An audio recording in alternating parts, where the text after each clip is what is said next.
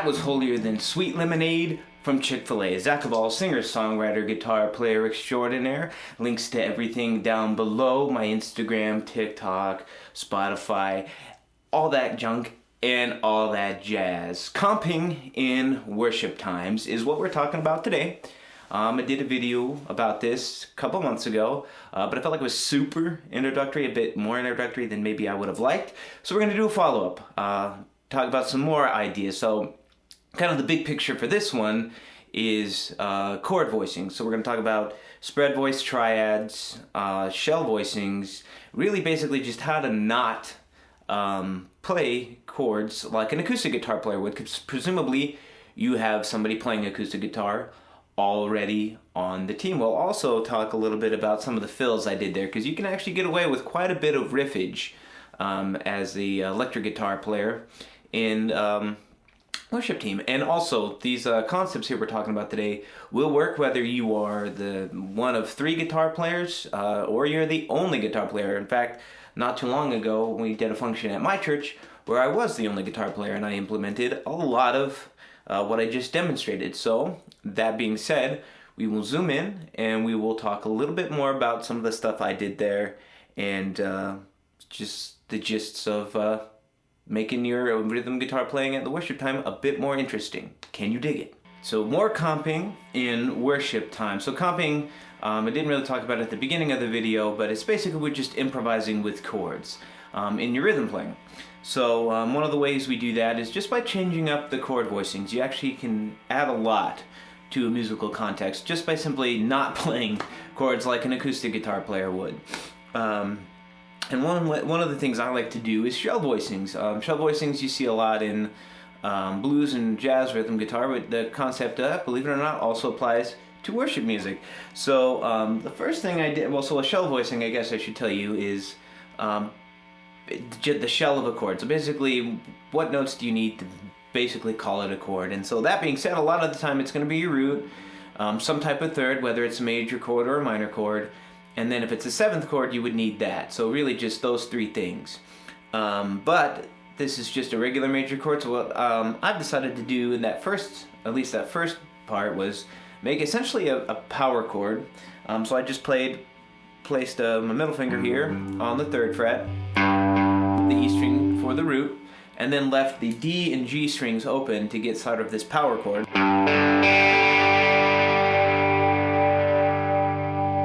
Now you could just leave out that D and double the root with the open G string and then add that B string below it and get effectively a similar sound, but it actually sounds more like a...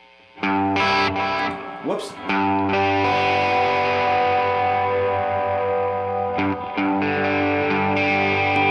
Same idea. It's, up to you how you want to do that. Again, we're teaching you how to improvise in a rhythm section. I think a lot of time gets spent focusing on how to improvise with lead, but you can't really be a super awesome lead guitar player without learning how to groove like a Banshee Heat on the rhythm guitar.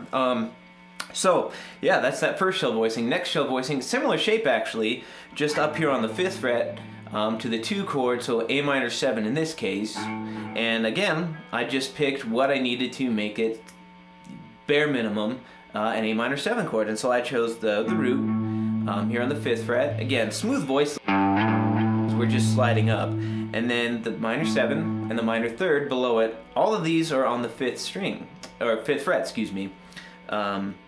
So on the D, we're placing a ring finger on the 5th fret, and then below it on the G string, 5th fret as well, to get that minor 3rd.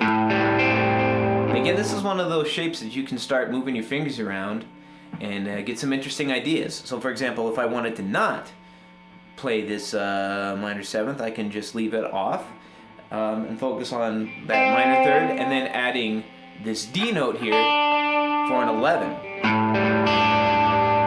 Also a cool chord. A minor 11 is. So that's shell voicings. They're found all over the neck across various different string groups. So I would just kind of challenge you to, pick a chord, pick a key, and pick a chord in that key, and kind of fumble around with it.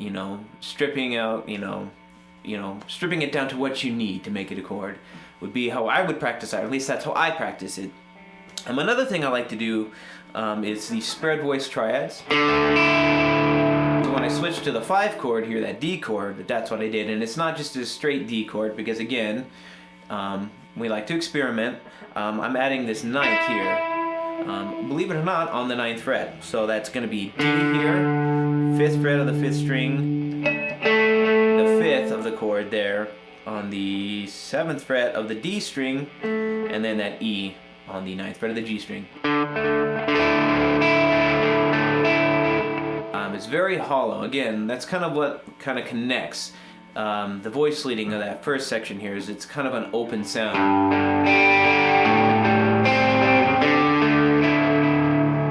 But to avoid that getting stale, it's another thing, you kind of want to use your ear, you know, for a lot of this stuff.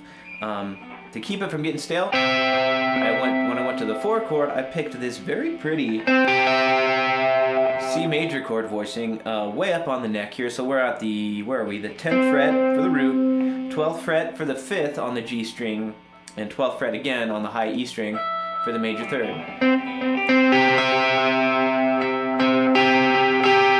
And again, much like a lot of the other shapes, or even just the basic shapes, you can move them around.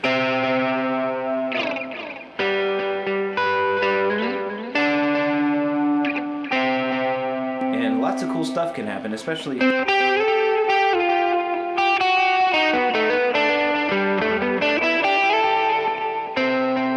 for leads and stuff like that, and finding little riffs. That's a lot of the times what I'll do. If I'm just playing rhythm guitar, and there's somebody else playing a lead, you can still get away with a few riffs here and there, but mostly I use them to transition to chords, which we'll get to here in just a moment. But I would be remiss if I didn't mention this E minor chord. It's that same shape, only we're taking our pinky away and adding the middle finger on the, that would be the 15th fret. So root of the E minor chord here is going to be on the 14th fret. Then again, that 5th of the chord is going to be on the 16th fret, and then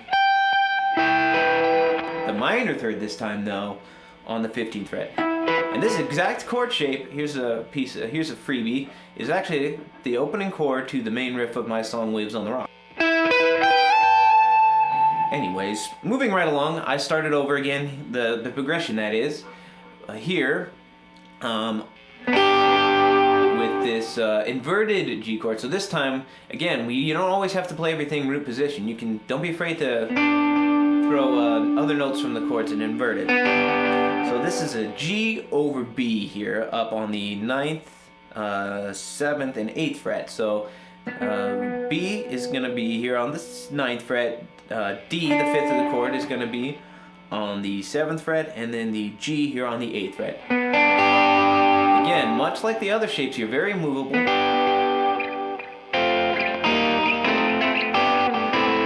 Case in point, I take that, almost basically that same shape, come up here to the 7th, 5th, and 6th fret, but we're taking off the middle finger to get that A minor chord. Or I think I also added the 7th here on that 8th fret. And then, fun thing, you know, again, just playing around with some of the strings around it to get some of those riffs and things like that.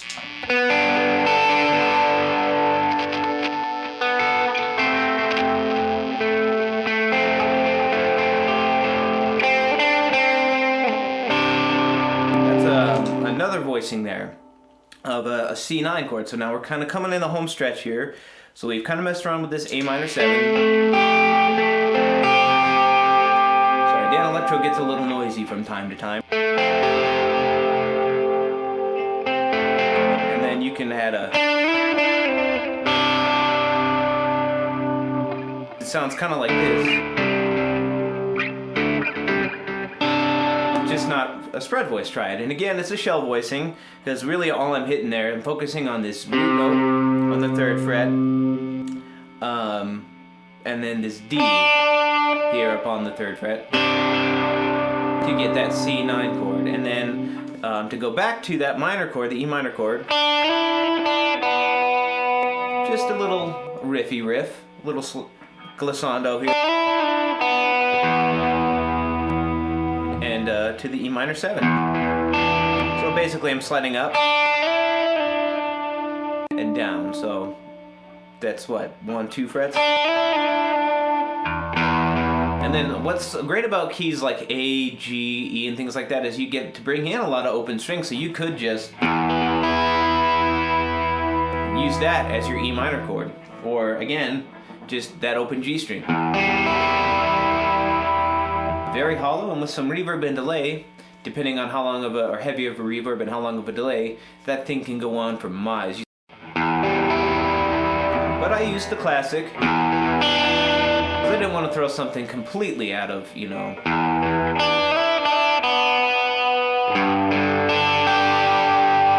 And then we're back there. I like this version of the G chord because it's what Jimmy Page from Led Zeppelin would use. It feels very complete. So,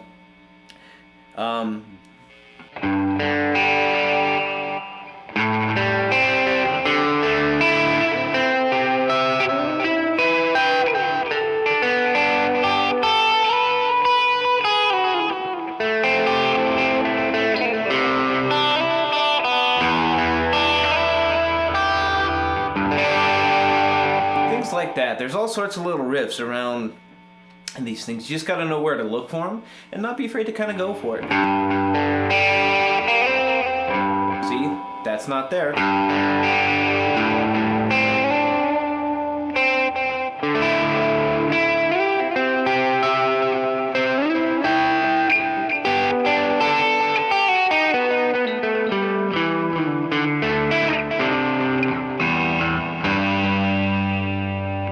I would just encourage you to kind of really how to practice this kind of stuff is, well, one is to do it in a musical context. So maybe take a song that you know that your church does and pop it up on Spotify or whatever you're doing and play along with it and kind of fart around with the chord changes there. Or take a chord chart, just a blank chord chart, and kind of just start playing those chords up and down the neck there, and eventually it'll start to become second nature, and it'll kind of show up in your playing, and you get to decide, you know, how frequently you want to change it up. If you want to just stick to the inversions there, you want to stick to the shell voicings, you know, these will work in various keys and in various contexts. I hope that was helpful. There we go, we did it. I'm so proud of you. Thank you so much for sticking around through this. If you're making it to the end of this video, I really appreciate it. I hope you got something out of it. It's something I've been very much interested in as I progress as a musician and as a teacher, and it's nice to occasionally fart out some instructional material in addition to the regular stuff here on the channel. So again, I want to remind you, I'm here every Tuesday night at 6 p.m. Pacific time doing either an acoustic set or an electric set. The best way, you know, you can see me put my money where my mouth is, as it were, by seeing me implement some of this stuff. Again, links to Instagram, TikTok, Spotify, down below. Until next time, I'm Zach Hval, signing off, reminding you that if at first you don't succeed, destroy all the evidence that you tried. Bread is bread, cheese is cheese, praise God. I don't have a pick. Hallelujah. Hallelujah.